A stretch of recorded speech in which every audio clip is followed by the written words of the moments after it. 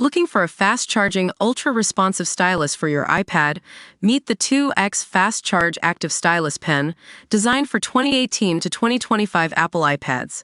Take your creativity and productivity to the next level. Click the link in the video description to shop now on Amazon.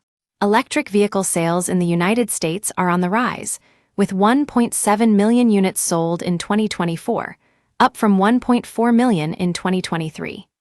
The industry's growth could be put to the test by new tariffs on imported automobiles and auto parts, which could disproportionately affect electric vehicles. As we dive into the details of this story, it's worth noting that these tariffs are a major concern for companies looking to expand their manufacturing presence in the U.S. A 25% tariff on imported automobiles and auto parts is expected to have far-reaching implications, but where will it particularly hurt? The International Energy Agency says that electric vehicle sales could be significantly impacted by this new tariff. Now, we know what you're thinking. Why are electric vehicles so dependent on international supply chains?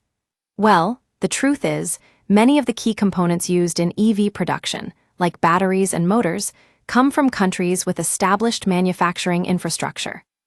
Kate Gordon, a former senior advisor at the US Department of Energy, agrees that bringing manufacturing back to the U.S. is crucial for economic growth. However, she also points out that it's not always possible to source all parts domestically. For example, if a company imports batteries made in China, where else can they turn for those same components? The question on everyone's mind now is, what does this mean for electric vehicle manufacturers? How will these tariffs affect their ability to produce high-quality vehicles without breaking the bank? Only time will tell, but one thing's certain.